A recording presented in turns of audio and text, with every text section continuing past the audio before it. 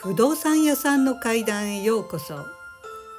これは福岡在住の不動産会社の営業マンの方から聞いたお話です。その方を仮に勝野さんとお呼びします。今から15年ほど前、勝野さんが40代の頃に仕事で東京に出張した時のことでした。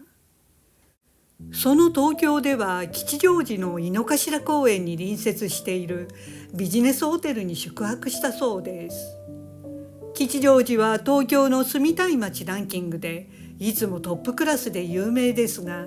その井の頭公園の複数ある入り口の一つは吉祥寺駅から徒歩7、8分程度で、ホテルはその公園入り口のすぐ脇でしたので、環境も静かでかつとても便利でした。さて、そのビジネスホテルなのですが、ちょっと変わった構造をしていたそうです。それは以前もこのチャンネルで紹介したマンションの話と同じで、建物の真ん中が広く空洞になっており、その周りをぐるりと各部屋が囲っていました。そしてその吹き抜けの1階フロアには、真ん中にきれいなグランドピアノが一つ置いてありました。勝野さんの部屋は5階で、こじんまりとした清潔な一般的ビジネスホテルの部屋という感じでした。ただちょっと変わった点は、部屋の窓からはその吹き抜けを見下ろせるようになっており、1階のグランドピアノのフロア全体がよく見えたそうです。勝野さんは建物内部側に窓があることに珍しい作りだなと思いました。勝野さんは早速ホテルの部屋で荷物を下ろし、すぐ仕事に出かけて夕方にホテルに戻ったそうです。そして夕食を友人とそのホテル内のレストランで済ませて、部屋に戻った時は夜9時過ぎでした。さて、一日終わりほっとした勝野さんは部屋で静かにリラックスしたかったそうです。でもふとそれを阻害することがあり、少しイラッとしました。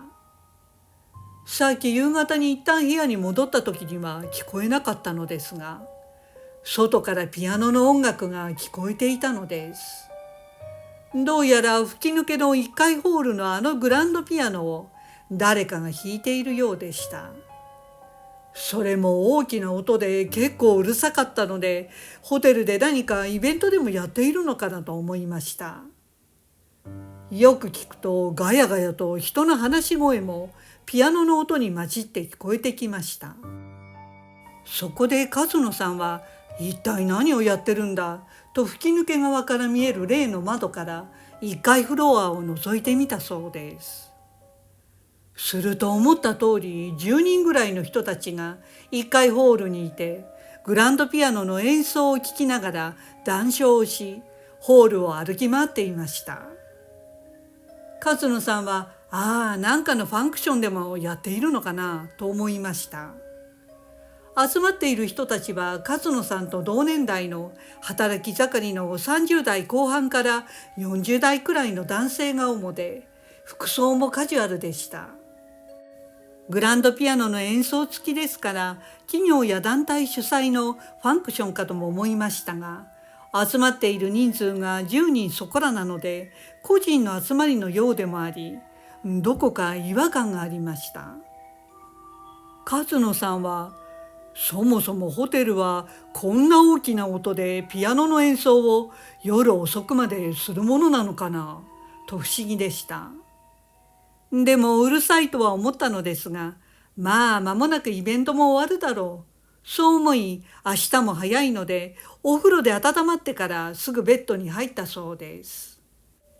でもベッドに入った時点でも、まだピアノの音楽は鳴り止んでいませんでした。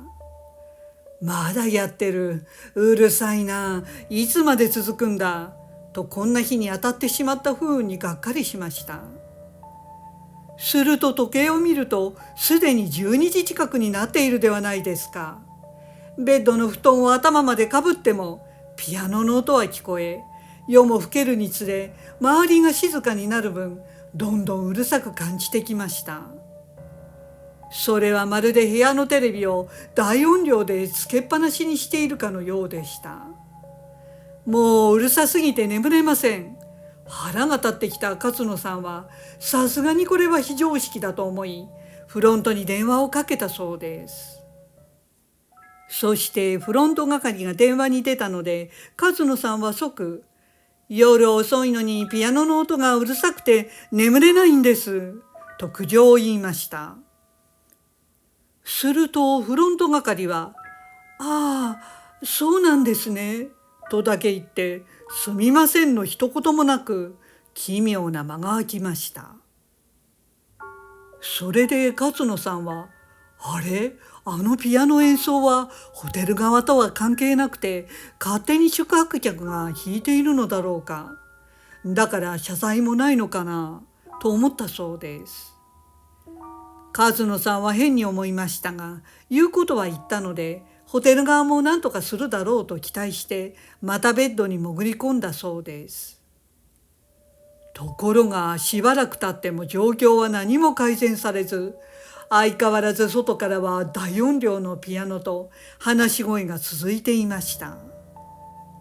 勝野さんは腹が立って仕方がなかったそうです。でも明日は朝から会合で忙しくなるので、少しでも寝なくてはと心を落ち着かせました。そんな騒がしい状況に我慢し続けていると、勝野さんはふと妙なことに気がつきました。はて、このホテルの自分以外の宿泊客はこの騒音をどう思っているんだろう。そんな考えが浮かんだのです。吹き抜けから響き渡る騒音は全室に届いているはずです。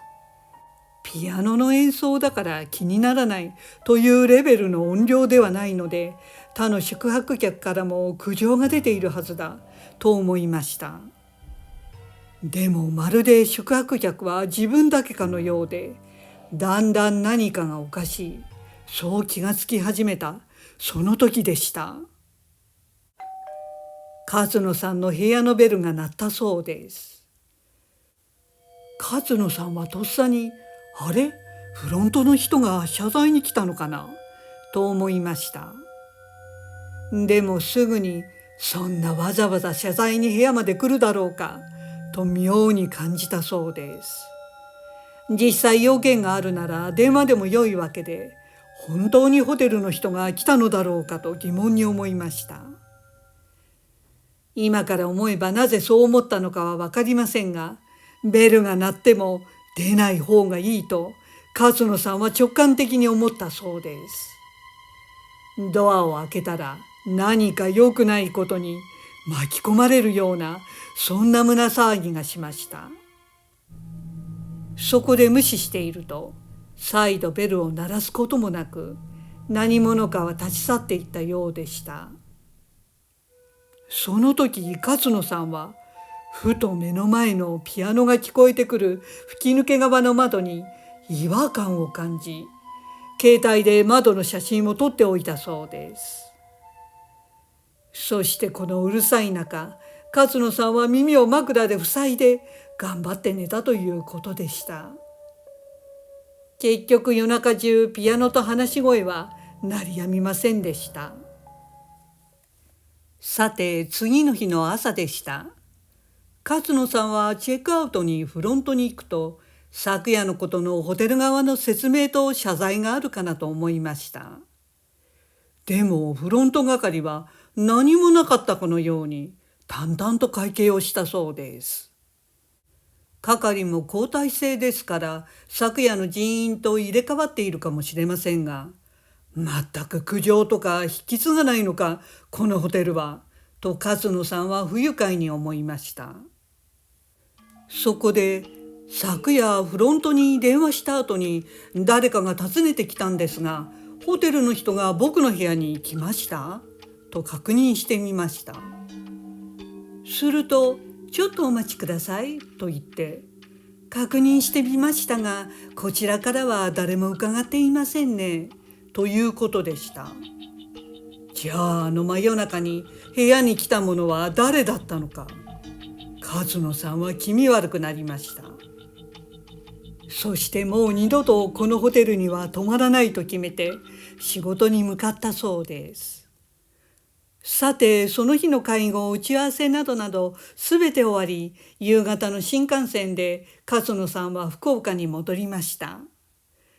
そして自宅に戻ってほっとした勝野さんは、出張中に撮った写真をなんとなく見返していました。すると思わずはっと手を止めました。吉祥寺のビジネスホテルの部屋の窓を撮った写真を見て、勝野さんは愕然としたそうです。例の吹き抜け側の窓全体に山のようなオーブが映っていたのです。それは何百ものオーブが窓を埋め尽くしていたということでした。勝野さんは自分に何が起きていたか、やっとすべて分かったような気がしました。あの時窓だけでなく、